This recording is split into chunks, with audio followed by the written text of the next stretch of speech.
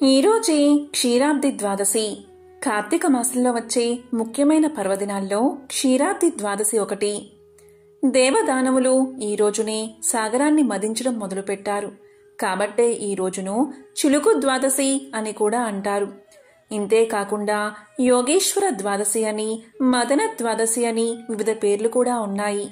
కార్తీక శుద్ధ ఏకాదశి నాడు క్షీర సముద్రం మీద శయనించిన విష్ణుమూర్తి నిద్రలేచి బ్రహ్మాది దేవతల సమేతంగా బృందావనం అంటే తులసీవనంలోకి ఈరోజే ప్రవేశిస్తారట. అందుకనే ఈ రోజున ఎవరైతే తులసి మొక్కను పూజిస్తారో వారికి సకల శుభాలు కలుగుతాయి అంటారు. మరి ఎంతో పవిత్రమైన విశేషమైన ఈ రోజు ఈ కథను వింటే చాలు దరిద్రం బాధలో తొలగి ఆ లక్ష్మీనారాయణుల సంపూర్ణ అనుగ్రహం కలుగుతుంది. మరి ఆ కథ ఏంటో ఇప్పుడు ఈ వీడియోలో తెలుసుకుందాం. అదే క్షీరాబ్ది ద్వాదశి వ్రత కథ. పూర్వం ధర్మరాజు రాజ్యాన్ని పోగొట్టుకుని తమ్ములతో కలిసి వనమందు ఉండగా అక్కడికి అనేక ఋషులతో కలిసి వ్యాసులవారు విచ్చేశారు. అలా వచ్చిన వ్యాసుణ్ణి చూసి ధర్మరాజు తగు పూజలు చేసి కూర్చోబట్టి ఇలా పలికాడు. స్వామి, మీరు అన్ని ధర్మాలను ఉపదేశించదగిన మహానుభావులు. మీకు తెలియని ధర్మ సూక్ష్మాలు లేవు. మనుషులకు సర్వకామములను ఏ ఉపాయం చేత సిద్ధించునో సెలవయ్యండి అని కోరాడు ధర్మరాజు. అప్పుడు వ్యాసుడు, నాయనా, మంచి ప్రశ్నే వేశావు. ఈ విషయాన్ని పూర్వం నారద మహాముని తన తండ్రి అయిన బ్రహ్మని అడగగా అతడు సర్వకామ ప్రదములకు 2 వ్రతాలు చెప్పాడు. అవే క్షీరాబ్ది ద్వాదశి వ్రతం, క్షీరాబ్ది శయన వ్రతం. కార్తీక శుక్ల ద్వాదశి నాడు పొద్దు కూకిన తర్వాత పాల సముద్రం నుండి లేచి మహావిష్ణువు సమస్త దేవతలతోటి, మునులతోటి, లక్ష్మీదేవితోటి కలిసి బృందావనానికి వచ్చి ఒక ప్రతిజ్ఞ చేశాడు.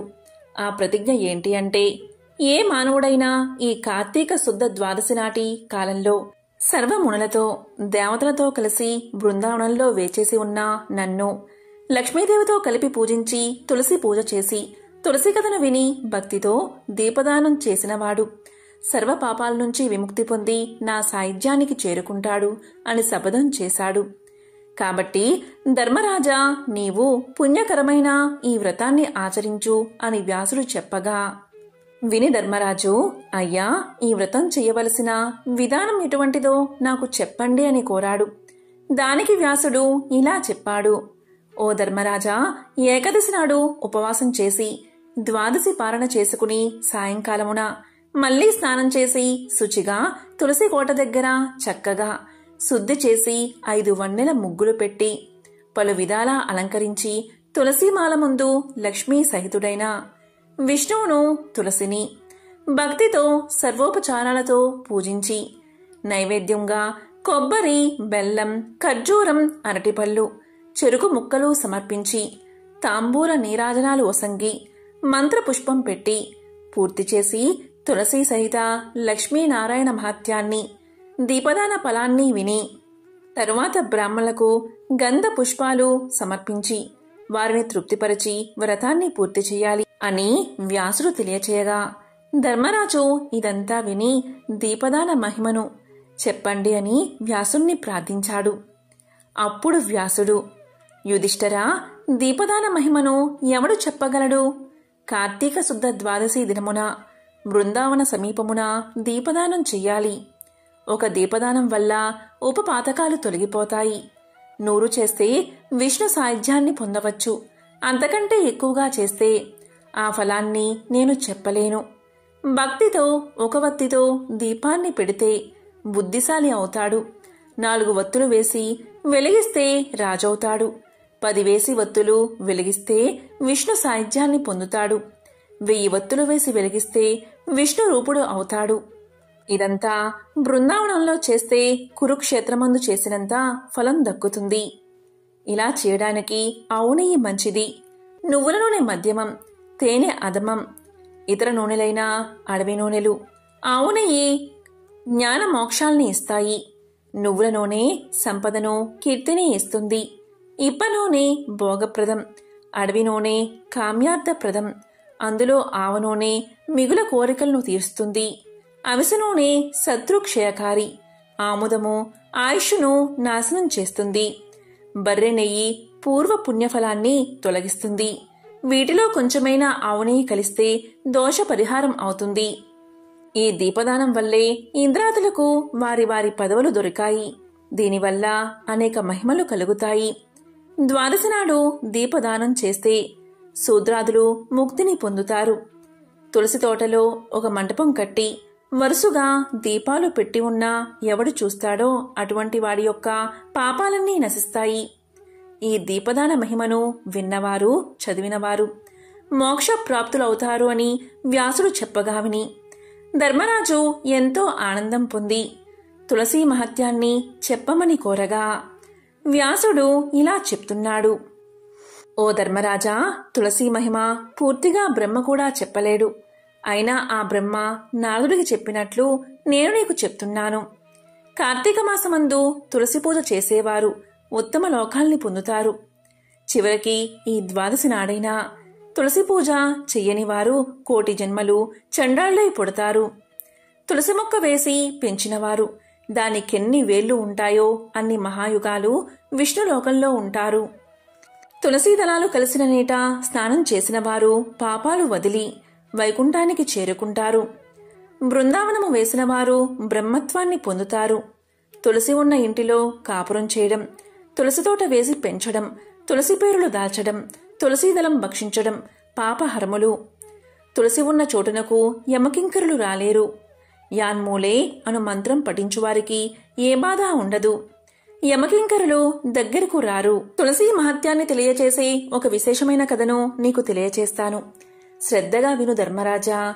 పూర్వం కాశ్మీర దేశంలో హరిమేధ, సుమేధులు అనే ఇద్దరు బ్రాహ్మణులు తీర్థయాత్రలు చేస్తూ ఒక స్థలంలో ఒక తులసి తోటను చూశారు. చూసిన వెంటనే వారిలో సుమేధుడు భక్తితో ప్రదక్షిణ నమస్కారాలు చేశాడు. అది చూసి హరిమేధుడు ఏంటిలా చేస్తున్నావు అని అడిగాడు. దానికి సుమేధుడు, ఇక్కడ ఎండబాధగా ఉంది కాబట్టి మర్రిచెట్టు నీడకు వెళ్లి తులసి కథను ఇలా చెప్పడం ప్రారంభించాడు. పూర్వం దేవాసురులు సముద్రాన్ని చిలికినప్పుడు దానియందు ఐరావతము, కల్పవృక్షము మొదలుగా ఎన్నో ఉత్తమ వస్తువులు వచ్చాయి. తరువాత లక్ష్మీదేవి పుట్టింది. తరువాత అమృత కలశం పుట్టింది. ఆ అమృత కలశాన్ని చేతపట్టుకుని మహా ఆనందం పొంది విష్ణువు ఆ కలశంపై ఆనంద బాష్పాలు విడవగా అందు తులసి పుట్టింది. ఇలా పుట్టిన తులసిని లక్ష్మిని విష్ణువు పరిగ్రహించాడు. ఇలా పరిగ్రహించి వేడుకతో తులసిని తొడమీద పెట్టుకుని నీవు లోకాలను పావనం చేసేదానివి అవుతావు అని ప్రేమతో అన్నాడు. కాబట్టి నారాయణుడికి తులసి అంటే ఎక్కువ ప్రేమ. అందుకే నేను తులసికి నమస్కారం చేశాను అని ఆ బ్రాహ్మణుడు పలుకుతూ ఉండగా ఆ చెట్టు పెళ్ళు పెళ్ళుమని విరిగి కూలిపోయింది. వెంటనే ఆ చెట్టు తొర్రల నుంచి ఇద్దరు పురుషులు బయటకు వచ్చి దివ్య తేజంతో నిలిచిని ఉన్నారు. ఇది హరిమేధ, సుమేధులు చూసి దివ్య మంగళ విగ్రహదారులైన మీరెవరు అని అడిగారు. అప్పుడు ఆ పురుషులు నమస్కారం చేసి వారిద్దరితో మీరే మాకు తండ్రులు, మీరే మాకు గురువులు అని చెప్పి వారిలో పెద్దవాడు ఇలా పలికాడు. ఓ బ్రాహ్మణులారా, నేను దేవలోకవాసిని. నా పేరు ఆస్తికుడు. నేను ఒకసారి అప్సరసలతో కలిసి నందనవనంలో కామ వికారంతో మైమరచి క్రీడిస్తూ ఉండగా మేము ధరించిన పుష్పమాలికలు పైనబడి మా సందడి వల్ల తపస్సు చేస్తున్న రోమసమహాముని చలించి కోపంతో ఇలా పలికారు. నీవు మదోన్మదుడువై ఇట్లు నాకు అలజడి కలిగించావు. కాబట్టి తప్పిదం పురుషుంది కాని స్త్రీలు పరతంత్రులు కనుక వారి వల్ల తప్పులేదని వారిని క్షమించి వదిలిపెట్టాడు. వెంటనే నేను నా తప్పును తెలుసుకుని మునిని క్షమించమని ప్రార్థించాను. దానితో ఆ ముని ప్రసన్నుడై నాయనా, నీవు ఎప్పుడైతే తులసి మహిమను, విష్ణు ప్రభావాన్ని వింటావో అప్పుడే నీవు శాప విముక్తుడివి అవుతావు అని అనుగ్రహించాడు. అందువల్ల నేను బ్రహ్మ రాక్షసుణ్ణి ఈ చెట్టు త్వరలో చేరి మీ దయవల్ల నేడు శాప విమోచనాన్ని పొందాను అని చెప్పాడు. ఇక రెండవ బ్రహ్మరాక్షసుడు తన వృత్తాంతాన్ని ఇలా చెప్పసాగాడు. నేను పూర్వం ఒక మునికుమారుణ్ణి. ఒక అపరాధం చేయడం వల్ల బ్రహ్మ రాక్షసుడిగా పుట్టమని నా గురువు నన్ను శపించాడు. అందువల్లే నేను ఈ చెట్టు త్వరల్లో నివసిస్తున్నాను. మీ దయవల్ల ఈరోజు శాప విమోచనాన్ని పొందాను అని చెప్పి ఆ ఇద్దరూ వారి త్రోవలో వెళ్ళిపోగానే బ్రాహ్మణులిద్దరూ ఆశ్చర్య ఆనందాల్లో మునిగి తులసి మహిమను పొగుడుతూ యాత్రను ముగించుకుని ఇళ్లకు చేరుకున్నారు. ఈ కథను ఎవరైతే వింటారో వారు సర్వ పాపాలు వదిలి ఉత్తమగతికి చేరుకుంటారు అని బ్రహ్మ నారదుడికి తెలియజేశాడు. ఈ విధంగా వ్యాసుడు ధర్మరాజుకు చెప్పి ఇలా క్షీరాబ్ది వ్రతం చేసి తులసి కథ విన్నవారు ఉత్తములు అవుతారు అని తెలియచేశాడు. ఇదే క్షీరాబ్ది ద్వాదశి వ్రత కథ. ఈ కథను ఎవరైతే వింటారో వారు సర్వ పాపాల నుంచి విముక్తిని పొందుతారు, లక్ష్మీనారాయణల అనుగ్రహాన్ని పొందుతారు. ఎంతో విశేషమైన ఈ కార్తీక శుక్ల ద్వాదశి నాడు తులసి మొక్కకి అలాగే విష్ణుమూర్తికి కళ్యాణం జరిపిస్తారు. దీనికి సంబంధించిన కథ ఏంటి అంటే, ఈ ఉద్దాన ద్వాదశి నాడు తులసి విష్ణుమూర్తిని వివాహం చేసుకున్నట్లు పురాణాలు చెప్తున్నాయి. కనుక ఈరోజు తులసి కొమ్మను వధువుగా అలంకరిస్తారు. విష్ణు స్వరూపంగా భావించే ఉసిరి మొక్క కొమ్మను తెచ్చి తులసితో కళ్యాణం జరిపిస్తారు. కొందరు కార్తీక శుక్ల ద్వాదశి నాడు తులసి మొక్క వద్ద ఉసిరి కొమ్మలను నాటుతారు. పురాణ కథనాన్ని అనుసరించి తులసి కళ్యాణం కథ ఇలా సాగుతుంది. పూర్వకాలంలో దేవదానవులు అమృతం కోసం సాగరాన్ని మదించినప్పుడు లక్ష్మీదేవికి సహోదరిగా తులసి పుట్టుకు వచ్చింది. అప్పుడు తులసి కూడా విష్ణుమూర్తిని ఆరాధించింది. పెళ్లి చేసుకోవాలని కలలు కంది. అయితే అప్పటికే లక్ష్మీదేవి విష్ణువుకు భార్య అయ్యుండం వల్ల సహజంగానే ఆమెకి తులసి మీద మహాకోపం వచ్చింది. తన పెనిమిటికి మరో భార్య ఏమిటి అని చిరాకుపడి తులసిని నువ్వు మొక్కగా మారిపో అని శపించింది లక్ష్మీదేవి. అయితే తన పట్ల అంత ఆరాధన పెంచుకున్న తులసి ఒక మొక్కగా మారిపోవడం విష్ణుమూర్తిని బాధించింది.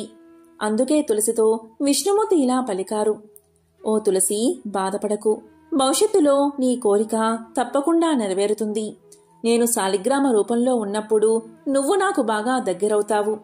తులసి ఆకుల రూపంలో ఇళ్లలో, దేవాలయాల్లో తులసి ఆకులతో నన్ను పూజిస్తారు.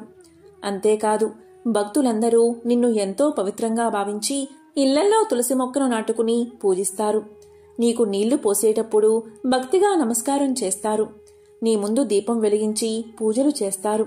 కార్తీక శుక్ల ద్వాదశి నాడు నీతో నాకు కళ్యాణం జరిపిస్తారు. అప్పుడు నీ కోరిక తీరి సంతృప్తి చెందుతావు అంటూ ఓదార్చి దీవించాడు.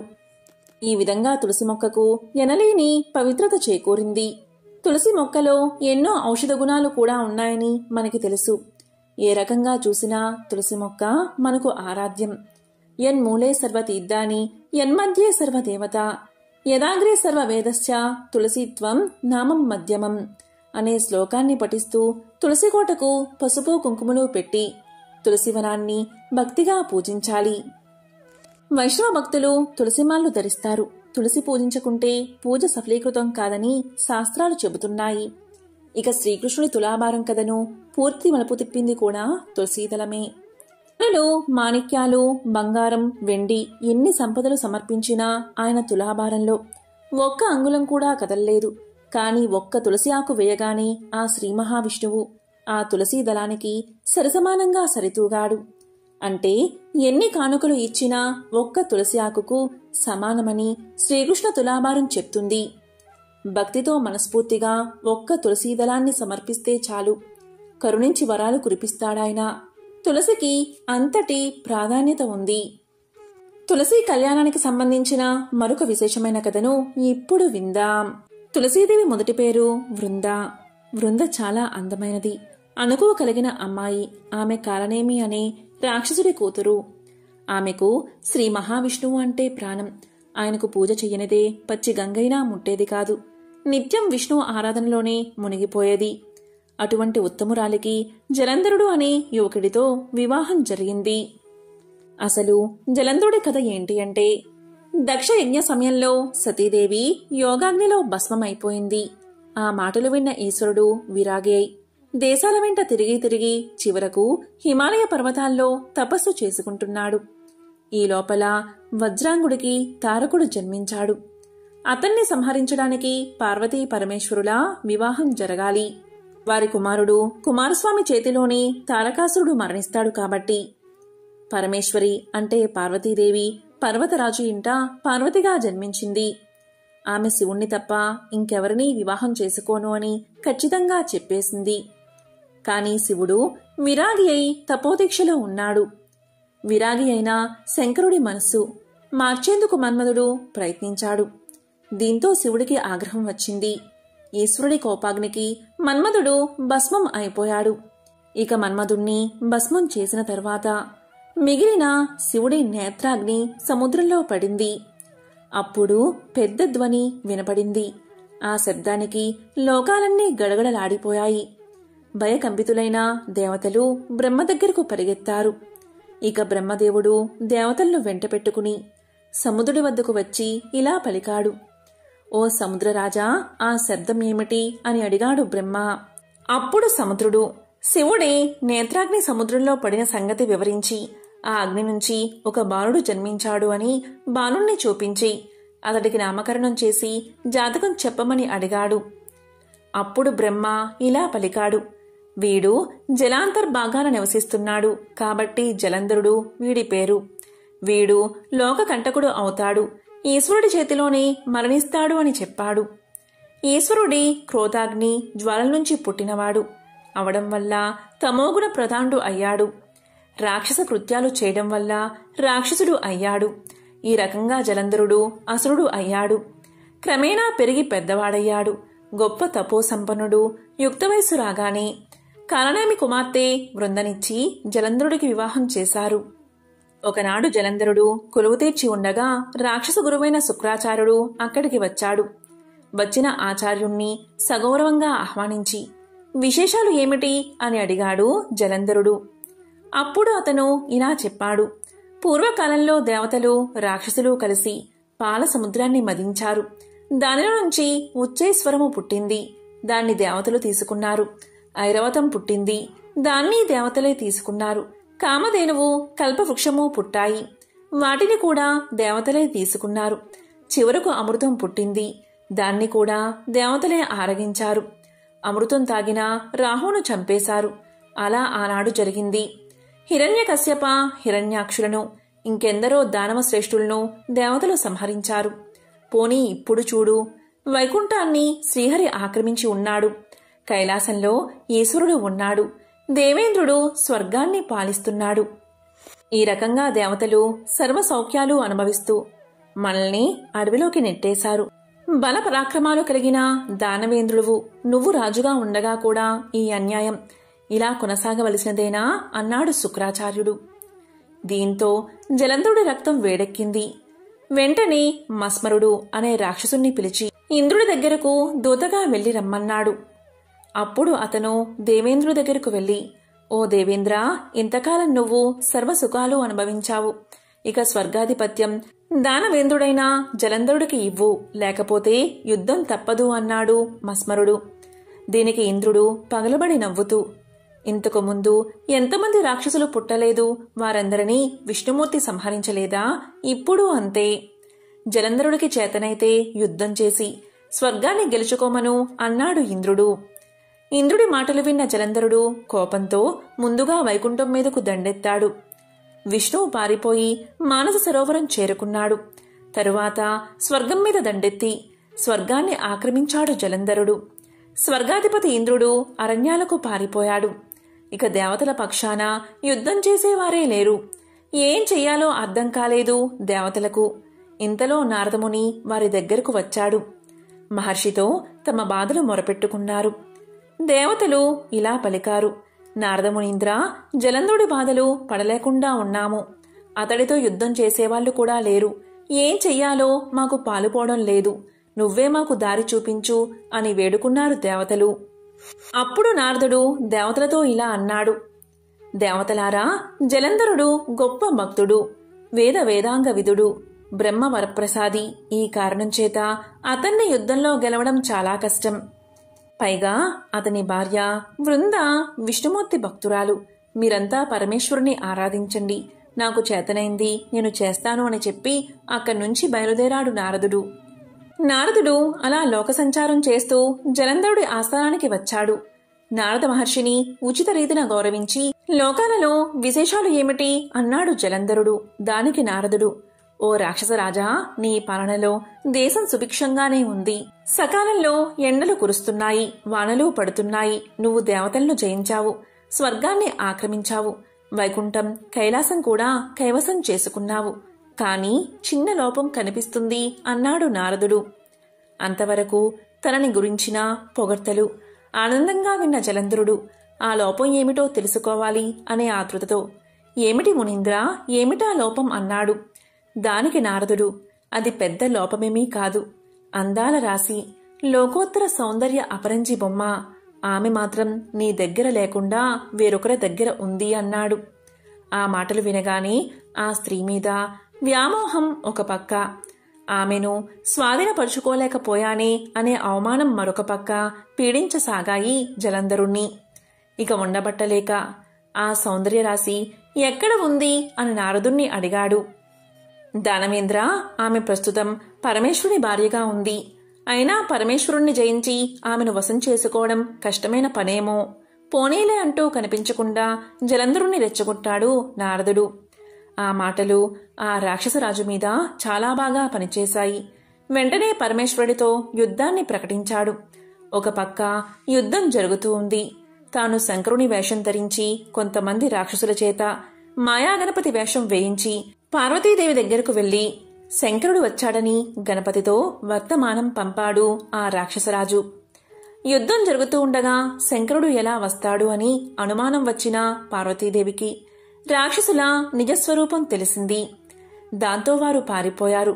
అప్పుడు పార్వతీదేవి విష్ణుమూర్తికి వర్తమానం పంపి, జలంధుడి భార్య వృంద మహాపతివ్రత, ఆమె పాతివ్రత్యాన్ని కనుక పాడు చెయ్యకపోతే జలంధరుడు మరణించడు, కాబట్టి నువ్వెళ్ళి ఆ పని చూడు అంది. ఇంకేముంది, రంగంలోకి దిగాడు విష్ణుమూర్తి. దుష్ట శిక్షణ, శిక్ష రక్షణ కోసం, లోక కళ్యాణం కోసం ఎన్నో చేసిన ఆయన జలంధరుడి అంతం కోసం రంగంలోకి దిగక తప్పలేదు. కాని జలంధుడి భార్య వృంద తన భక్తురాలి భర్తను ఎలా చంపాలి అని సందిగ్ధంలో పడ్డాడు. కాని తప్పదు, జలంధుడి వల్ల దేవతలు పీడించబడుతున్నారు. జలంధరుడు శివుడితో యుద్ధం చేస్తూ ఉండగా జలంధరుడి రూపంలో విష్ణువు వృంద వద్దకు వెళ్తాడు. ఇక మహావిష్ణువు తాకగానే తన భర్త కాదని తెలుసుకుంటుంది ఆమె పాతివ్రత్యం అంతా గొప్పది. ఇక పాతివ్రత్యం భంగం కావడంతో అక్కడ యుద్ధం చేస్తున్న జలంధరుడి శక్తి సన్నగిల్లుతుంది. మరోపక్క తాను ఆరాధించిన మహావిష్ణువే తన్ని మాయ చేశాడని బాధపడుతుంది వృంద. నా భర్త రూపంలో నన్ను మోసం చేసి పతివ్రత ధర్మాన్ని భంగపరిచావు కాబట్టి నువ్వు శిల రూపంలో భూమిపై ఉండు అని శపించింది.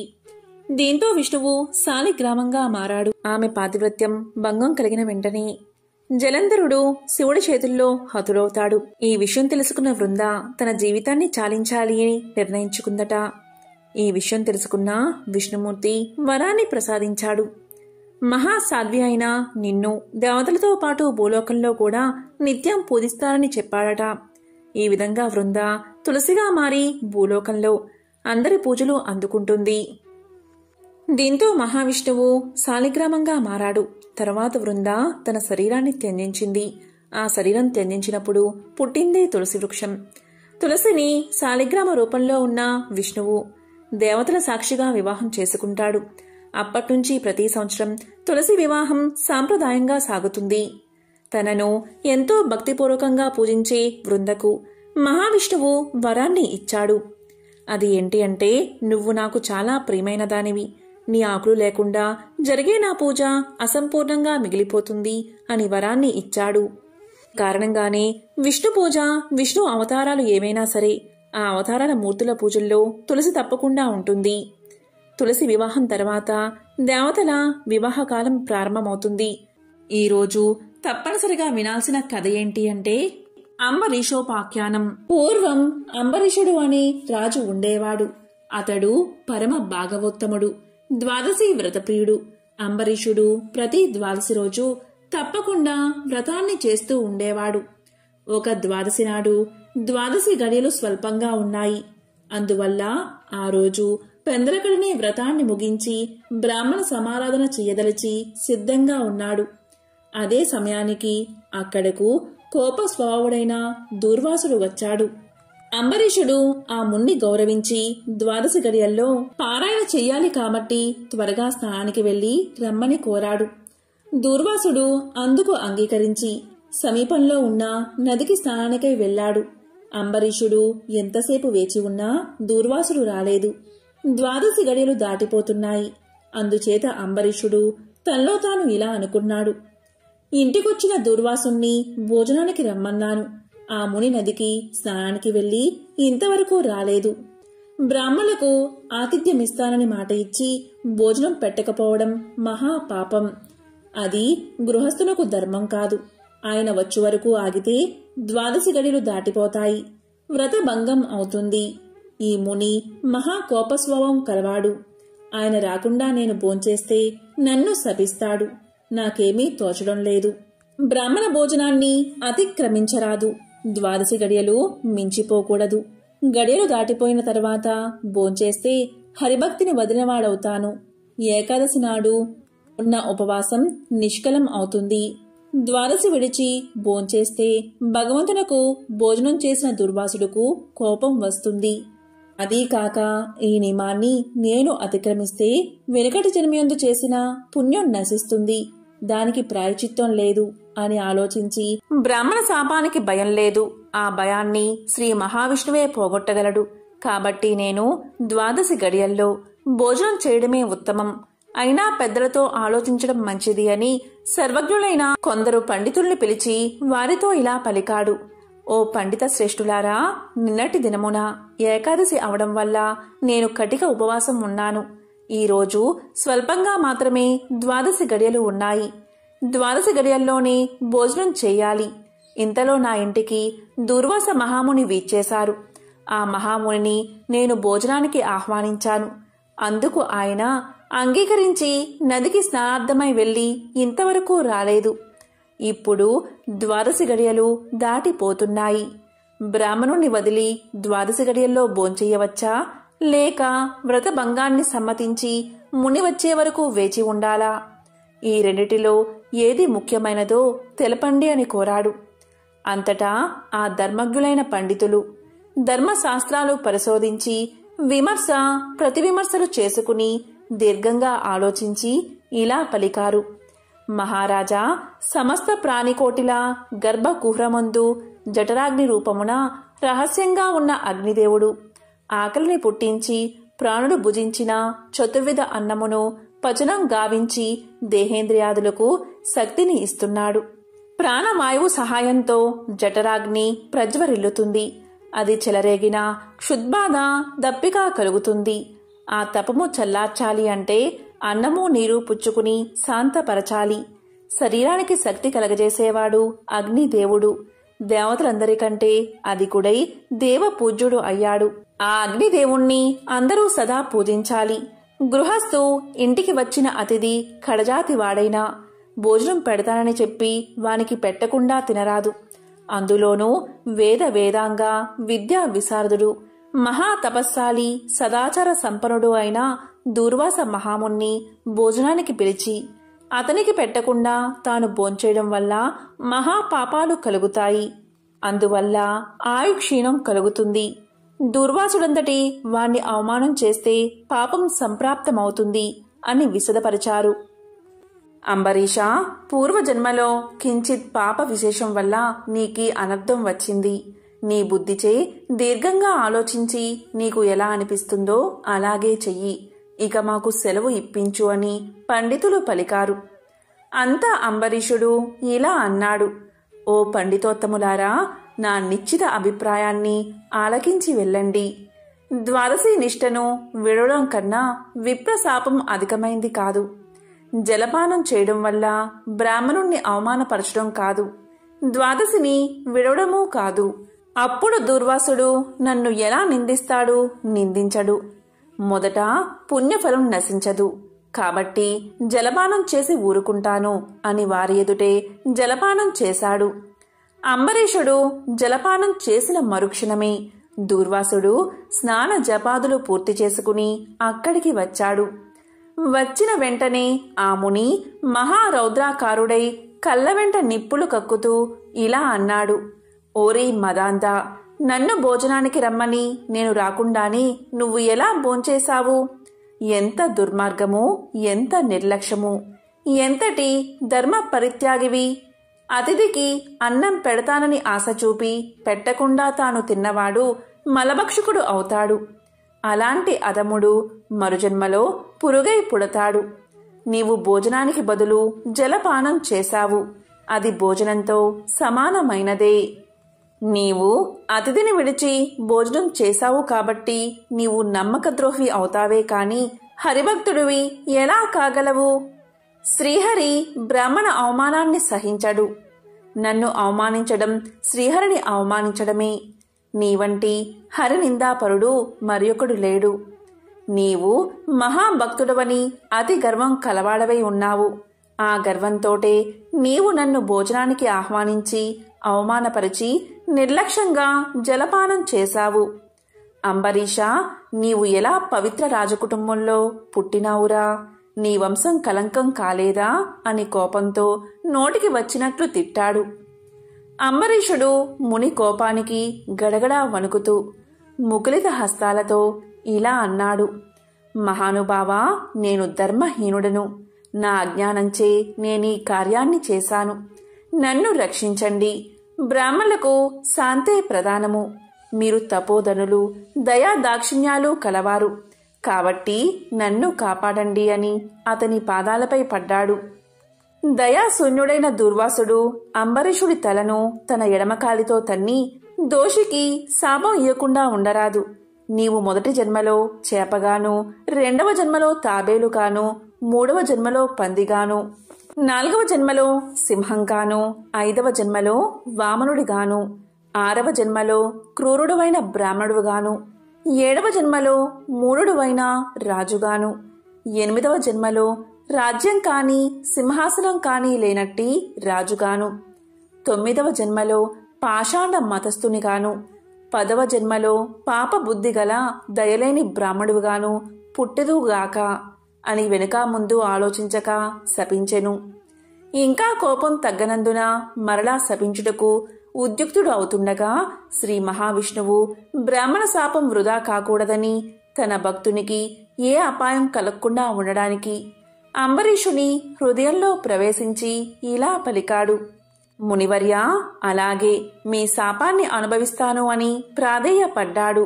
కాని దుర్వాసుడు ఇంకా కోపం పెంచుకుని శపించబోగా శ్రీమన్నారాయణుడు తన సుదర్శన చక్రాన్ని అడ్డు పెట్టెను. ఆ సుదర్శనం కోటి సూర్య ప్రభలతో అగ్నిజ్వాలు కక్కుతూ దూర్వాసునిపై పడబోయింది. అంత దూర్వాసుడు ఆ చక్రం తనను మసిచేయనని తలంచి ప్రాణాలపై ఆశ కలిగి అక్కడ్నుండి బతుకు జీవుడా అని పరుగుపెట్టాడు. మహా తేజస్సుతో చక్రాయుధం దూర్వాసుని తరుముచూ ఉంది. దూర్వాసుడు తన్ను కాపాడమని భూలోకంలో ఉన్న మహాముళ్లను, దేవలోకానికి వెళ్లి దేవేంద్రుణ్ణి, బ్రహ్మలోకానికి వెళ్లి బ్రహ్మదేవుణ్ణి, కైలాసానికి వెళ్లి పరమేశ్వరుణ్ణి ఎంత ప్రార్థించినా వారు సైతం చక్రాయుధం బారి నుండి దుర్వాసుని కాపాడలేకపోయారు. ఆ విధంగా ముక్కోపి అయిన దుర్వాసుడు భూలోకము, భువర్లోకము, పాతాళలోకము, సత్యలోకాలకు తిరిగి తిరిగి అన్ని లోకాల్లోనూ తన్ను రక్షించేవారు లేకపోవడం వల్ల వైకుంఠంలో ఉన్న మహావిష్ణువు దగ్గరకు వెళ్లి ఇలా పలికాడు. వాసుదేవ, జగన్నాథ, శరణాగత రక్షణ బిరుదాంకిత, రక్షించుము. నీ భక్తుడైన అంబరీషునకు కీడు చెయ్యదలిచిన నేను బ్రాహ్మణుణ్ణి కాను. ముక్కోపినై మహా అపరాధం చేశాను. నీవు బ్రాహ్మణ ప్రియుడవు. బ్రాహ్మణుడైన భృగు మహర్షి నీ యురంపై తన్నినను సహించావు. ఆ కాలిగుర్తు నేటికిని నీ వక్షస్థలమందున్నది. ప్రశాంత మనస్కుడివై అతన్ని రక్షించినట్లే కోపంతో నీ భక్తునికి శాపమిచ్చినా నన్ను కూడా రక్షించుము. శ్రీహరి, నీ చక్రాయుధం నన్ను చంపవస్తున్నది అని దూర్వాసుడు శ్రీమన్నారాయణ్ణి పరిపరి విధాలా ప్రార్థించాడు. ఆ విధంగా దూర్వాసుడు అహంకారాన్ని వదిలి తనను ప్రార్థించడం చూసి శ్రీహరి చిరునవ్వు నవ్వి, దూర్వాసా, నీ మాటలు యథార్థాలు. నీ వంటి తపోధనులు నాకు అత్యంత ప్రియులు. నీవు బ్రాహ్మణ రూపమున పుట్టిన రుద్రుడవు. నిన్ను చూసిన వారు 3 లోకాలయందు భయపడకుండా ఉంటారా? నేను త్రికరణులచే బ్రాహ్మణులకు మాత్రం ఎట్టి హింస కలిగించను. ప్రతి యుగమందున గో, దేవ, బ్రాహ్మణ, సాధు జనులకు సంభవించే ఆపదలను పోగొట్టడానికి ఆయా పరిస్థితులకు తగిన రూపాలు ధరించి దుష్ట శిక్షణ, శిష్ట రక్షణ చేస్తాను. నీవు అకారణంగా అంబరీషుణ్ణి శపించావు. నేను శత్రువుకైనను మనోవాకాయాలందు కూడా కీడు తలపెట్టను. ఈ ప్రపంచమందు కల ప్రాణి సమూహము నా రూపంగానే చూస్తాను. అంబరీషుడు ధర్మయుక్తంగా ప్రజాపాలన చేస్తూ ఉన్నాడు. కాని అటువంటి నా భక్తుణ్ణి నీవు అనేక విధాలా దూషించావు. నీ ఎడమ పాదంతో తన్నావు. అతని ఇంటికి నీవు అతిథివై వచ్చి కూడా నేను వేలకు రాని ఎడలా 12 గడియలు దాటకుండా భుజించమని అంబరీషుడుకు చెప్పలేకపోయావు. అతడు వ్రతభంగానికి భయపడి నీ రాకకై చూసి జలపానం మాత్రమే చేశాడు. అంతకంటే అతడు అపరాధం ఏమి చేశాడు? చాతుర్వర్ణాల వారికి భోజన నిషిద్ధ దినాలయందు కూడా జలపానం దాహ శాంతికి పవిత్రతకు చెయ్యదగిందే కదా. జలపానం చేసినంత మాత్రమున నా భక్తుణ్ణి దూషించి శపించావు. అతడు వ్రతభంగానికి భయపడి జలపానం చేసినాడు కాని నిన్ను అవమానించుటకు చెయ్యలేదే. నీవు మండిపడుతున్నా బతిమాలి నిన్ను శాంతింప చేయడానికే చూశాడు. ఎంత బ్రతిమాలినా నీవు శాంతించనందున నన్ను శరణు వేడుకున్నాడు. నేనప్పుడు రాజు హృదయంలో ప్రవేశించాను. నీ శాపఫలము 10 జన్మల్లో అనుభవిస్తాను అని పలికిన వాడిని నేనే. అతడు నీ వల్ల భయంచే నన్ను శరణు వేడాడు. కాని తన దేహం తాను తెలుసుకునే స్థితిలో లేడు. నీ శాపాన్ని అతడు వినలేదు. అంబరీషుడు నా భక్త కోటిలో శ్రేష్ఠుడు, నిరపరాధి, దయాశాలి, ధర్మ తత్పరుడు. అటువంటి వాడిని అకారణంగా దూషించావు. అతన్ని నిష్కారణంగా శపించావు. విచారించకు. ఆ శాపాన్ని లోకోపకారానికై నేనే అనుభవిస్తాను. అది ఎలా అంటే, నీ శాపంలోనిది మొదటిది మత్స్య జన్మ. నేనీ కల్పమున మనువును రక్షించే నిమిత్తం సోమకుడు అనే రాక్షసుణ్ణి చంపే నిమిత్తం మత్స్య రూపం ఎత్తుతాను. మరికొంతకాలానికి దేవదానవులు క్షీరసాగరాన్ని మదించుటకు మందర పర్వతాన్ని కవ్వంగా చేస్తారు. ఆ పర్వతం నీటిలో మునగకుండా కూర్మ రూపమున నా వీపున మోస్తాను. వరహ జన్మ ఎత్తి హిరణ్యాక్షుణ్ణి వధిస్తాను. నరసింహ జన్మ ఎత్తి హిరణ్యకశిపుణ్ణి చంపి ప్రహ్లాదుణ్ణి రక్షిస్తాను. బలిచే స్వర్గం నుండి పారద్రోలబడిన ఇంద్రుడకు తిరిగి స్వర్గాన్ని అప్పగించడానికి వామన రూపమెత్తి బలిచక్రవర్తిని పాతాళ లోకానికి తొక్కేస్తాను. భూభారాన్ని తగ్గించడానికై క్షత్రియులు చంప బ్రాహ్మణునై జన్మించి భూభారాన్ని తగ్గిస్తాను. లోకకంటకుడైన రావణుణ్ణి చంపి లోకోపకారం చేయడానికి రఘువంశమున రాముడై జన్మిస్తాను. తరువాత యదువంశమున కృష్ణుడిగా, కలియుగమున బుద్ధుడిగా, కలియుగాంతమున విష్ణు చిత్తుడను విప్రుడి ఇంట కల్కి అనే పేరుతో జన్మించి గుర్రాన్ని ఎక్కి తిరుగుతూ బ్రహ్మద్వేషులందరినీ మట్టు పెడతాను. నీవు అంబరీషుడికి శాపరూపమును ఇచ్చిన 10 జన్మలు ఈ విధంగా పూర్తి చేస్తాను. ఈ విధంగా నా దశావతారాలను సదా స్మరించే వారికి సమస్త పాపాలు హరింపచేసి వైకుంఠ ప్రాప్తిని నొసంగుతాను. ఇది ముమ్మాటికి తథ్యము.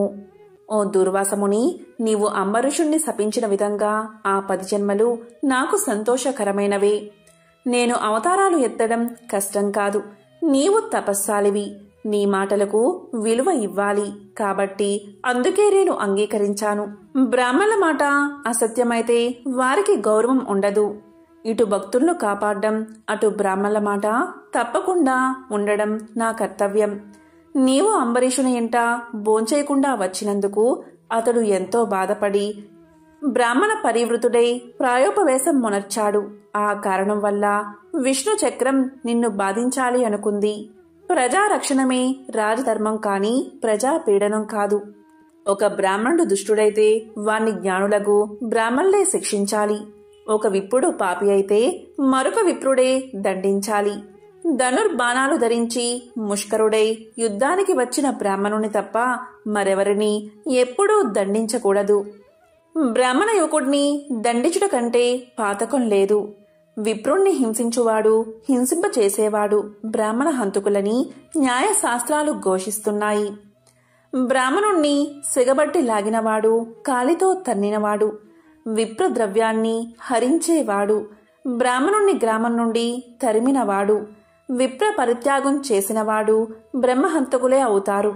కాబట్టి ఓ దుర్వాస మహర్షి, అంబరీషుడు నీ గురించి తపస్సాలియు విప్రోత్తమును అయిన దుర్వాసుడు నా మూలాన ప్రాణ సంకటం పొందుతున్నాడు. అయ్యో, నేను బ్రాహ్మణ హంతకుడిని అయ్యానే అని పరితాపం పొందుతున్నాడు.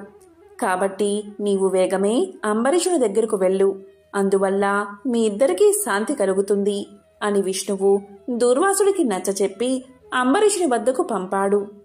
అలా దూర్వాసుడు శ్రీమన్నారాయణుడి దగ్గర సెలవు తీసుకుని తన్ను వెన్నంటి తరుముతున్న విష్ణు చక్రాన్ని చూసి భయపడుతూ తిరిగి మళ్లీ భూలోకానికి వచ్చి అంబరీషుని దగ్గరకు వెళ్లి, అంబరీషా, ధర్మ పాలక, నా తప్పు క్షమించి నన్ను రక్షించు. నీకు నా పైగల అనురాగంతో ద్వాదశి పారాయణకు ఆహ్వానించావు. కాని నిన్ను కష్టాల పాలు చేసి వ్రతభంగం చేయించి నీ పుణ్యఫలాన్ని నాశనం చెయ్యాలి అనుకున్నాను. కాని నా దుర్బుద్ధి నన్నే వెంటాడి నా ప్రాణాలు తీయడానికి సిద్ధమైనది. నేను విష్ణువు దగ్గరకు వెళ్లి ఆ విష్ణు చక్రం వల్ల ఆపద నుండి రక్షించమని ప్రార్థించాను. ఆ పురాణ పురుషుడు నాకు జ్ఞానోపదేశం చేసి నీ వద్దకు వెళ్ళమని చెప్పాడు. కాబట్టి నీవే నాకు శరణ్యము. నేను ఎంతటి తపస్సాలినైనను, ఎంత నిష్ఠ గలవాడైనను నీ నిష్కలంక భక్తి ముందు ఏవీ పనిచెయ్యలేదు. నన్నీ విపత్తు నుండి కాపాడు అని అనేక విధాలా ప్రార్థించగా అంబరీషుడు శ్రీమన్నారాయణుణ్ణి ధ్యానించి, ఓ సుదర్శన చక్రమా, నీకివే నా మనఃపూర్వక వందనాలు. ఈ దూర్వాస మహాముని తెలుసో తెలియకో తొందరపాటుగా ఈ కష్టాలు కొని తెచ్చుకున్నాడు. అయినా ఇతడు బ్రాహ్మణుడు కాబట్టి ఇతన్ని చంపకూడదు. ఒకవేళ నీ కర్తవ్యాన్ని నిర్వహించాలి అనుకుంటున్నావేమో, ముందు నన్ను చంపి తర్వాత దుర్వాసుని చంపు. నీవు శ్రీమన్నారాయణుడి ఆయుధానివి. నేను ఆ శ్రీమన్నారాయణుడి భక్తుడను. నాకు ఆ శ్రీమన్నారాయణుడే ఇలవేల్పు, దైవము. నీవు శ్రీహరి చేతిలో నుండి అనేక యుద్ధాలలో అనేక మంది లోకకంటుకులను చంపితివి కాని శరణు కోరిన వారిని ఇంతవరకు చంపలేదు. అందువల్లే ఈ దుర్వాసుడు ముల్లోకాలు తిరిగినా ఇతన్ని వెంటాడుతూనే ఉన్నావు కాని చంపడం లేదు. దేవా, సురాసురాది భూతకోటి అన్నియు ఒక్కటిగా ఏకమైనను నిన్నేమీ చెయ్యజాలవు. నీ శక్తికి ఏ విధమైన అడ్డూ లేదు. ఈ విషయం లోకమంతటికీ తెలుసును. అయినా మునిపుంగవునికి ఏ అపాయమూ కలగకుండా రక్షించమని ప్రార్థిస్తున్నాను. నీ యందు ఆ శ్రీమన్నారాయణుడి శక్తి ఈమెడి ఉన్నది. నిన్ను వేడుకుంటున్న నన్ను శరణు వేడిన ఈ దూర్వాసుని రక్షించుము అని అనేక విధాలా స్తుతించడం వల్ల అతి రౌద్రాకారంతో నిప్పులు గక్కుతున్న విష్ణు చక్రాయుధం అంబరీషుడి ప్రార్థనలకు శాంతించి, ఓ భక్తాగ్రేశ్వర అంబరీష, నీ భక్తిని పరీక్షించడానికే ఈ విధంగా చేశాను కాని వేరేలా కాదు. అత్యంత దుర్మార్గులు, మహాపరాక్రమవంతులైన మధు కైటబులను దేవతలందరూ ఏకమై కూడా చంపజాలని మూర్ఖులను నేను దునుమాడ్డం నీకు తెలుసు కదా. ఈ లోకంలో దుష్ట శిక్షణ, శిష్ట రక్షణకై శ్రీహరి నన్ను వినియోగించి ముల్లోకాల యందు ధర్మాన్ని స్థాపిస్తూ ఉంటాడు. ఇది అందరికీ తెలిసిన విషయమే. ముక్కోపి అయిన దూర్వాసుడు నీపై పగబూని నీ వ్రతాన్ని నాశనం చేసి నానా ఇక్కట్లు పెట్టాలి అని కన్ను ఎర్రజేసి నీ మీద చూపిన రౌద్రాన్ని నేను తిలకించాను. నిరపరాధివగు నిన్ను రక్షించి ఈ ముని గర్వం అణచాలని తరుముతున్నాను. ఇతడు కూడా సామాన్యుడు కాదు. ఇతను రుద్రాంశ సంభూతుడు, బ్రహ్మ తేజస్సు కలవాడు, మహా తపస్సాలి. రుద్రతేజము భూలోక వాసులందరినీ చంపగలదు కాని శక్తిలో నాకంటే ఎక్కువేమీ కాదు. సృష్టికర్త అయిన బ్రహ్మ తేజస్సు కంటే, కైలాసపతియగు మహేశ్వరుని తేజస్సు కంటే ఎక్కువైన శ్రీహరి తేజస్సుతో నిండి ఉన్న నాతో రుద్ర తేజస్సు గల దూర్వాసుడు కాని, క్షత్రియ తేజస్సు గల నీవు కాని తులతూగరు. నన్ను ఎదుర్కోలేరు. తనకన్నా ఎదుటివాడు బలవంతుడై ఉన్నప్పుడు అతనితో సంధి చేసుకోవడం ఉత్తమం. ఈ నీతిని ఆచరించేవారు ఎటువంటి విపత్తుల నుండైనా తప్పించుకోగలరు. ఇంతవరకు జరిగిందంతా విస్మరించి శరణార్థే వచ్చిన ఆ దూర్వాసుని గౌరవించి నీ ధర్మం నీవు నిర్వహించు అని చక్రాయుధం పలికింది. అంబరీషుడు ఆ మాటలు విని, నేను దేవ గో బ్రాహ్మణాదుల యందు స్త్రీల యందు గౌరవం కలవాడిని, నా రాజ్యంలో సర్వజనులు సుఖంగా ఉండాలి అనే అభిలాష కలవాడిని, శరణు కోరిన ఈ దుర్వాసుని నన్ను కరుణించి రక్షించు. వేల కొలది అగ్నిదేవతలు, కోట్ల కొలది సూర్య మండలాలు ఏకమైన నీ శక్తికి తేజస్సుకి సాటిరావు. నీవు అలాంటి తేజోరాశివి. మహావిష్ణువు లోక నిందితులపై, లోక కంటకులపై, దేవ గో బ్రాహ్మణ హింసాపరులపై నిన్ను ప్రయోగించి వారిని శిక్షించి తన కుక్షియందున్న 14 లోకాలను కంటికి రెప్పవలే కాపాడుతున్నాడు. కాబట్టి నీకు ఇవే నా మనఃపూర్వక నమస్కృతులు అని పలికి చక్రాయుధపు పాదాలపై పడ్డాడు అంబరీషుడు. అంతట సుదర్శన చక్రం అంబరీషుణ్ణి లేవదీసి గాఢాలింగనమర్చి, అంబరీష, నీ నిష్కలంక భక్తికి మెచ్చాను. విష్ణు స్తోత్రం 3 కాలాలయందు ఎవరు పఠిస్తారో, ఎవరు దాన ధర్మాలతో పుణ్యఫలమును వృద్ధి చేసుకుంటారో, ఎవరు పరులను హింసించక, పరధనములకు ఆశపడక, పరస్త్రీలను చెరబెట్టక, గోహత్య, బ్రాహ్మణ హత్య, శిశు హత్యాది మహాపాతకాలు చెయ్యకుందరో అట్టివారి కష్టాలు నశించి ఇహమందు పరమందు సర్వ సౌఖ్యాలతో తులతూగుతారు. కాబట్టి నిన్ను దుర్వాసుని రక్షిస్తున్నాను. నీ ద్వాదశి వ్రత ప్రభావం చాలా గొప్పది. నీ పుణ్యఫలం ముందు ఈ మునిపుంగువుని తపశ్శక్తి పనిచేయలేదు అని చెప్పి అతన్ని ఆశీర్వదించి సుదర్శన చక్రం అదృశ్యమైపోయింది. ఆ తర్వాత అంబరీషుడు దుర్వాసుని పాదాలపై పడి దండ ప్రణామాలు ఆచరించి పాదాలు కడిగి ఆ కడిగిన నీళ్లను తన శిరస్సుపై చల్లుకుని, ఓ మునిశ్రేష్ఠ, నేను సంసార మార్గమందున్న ఒక సామాన్య గృహస్థుడను. నా శక్తి కొలది నేను శ్రీమన్నారాయణ్ణి సేవిస్తాను. ద్వాదశి వ్రతం చేసుకుంటూ ప్రజలకు ఎట్టి కీడు రాకుండా ధర్మవత్తుండై రాజ్యం ఏలుతున్నాను. నా వల్ల మీకు సంభవించిన కష్టానికి నన్ను మన్నించండి. మీ ఎడల నాకు అమితమైన అనురాగం ఉండడం చేతనే తమకు ఆతిథ్యం ఇవ్వాలని ఆహ్వానించాను.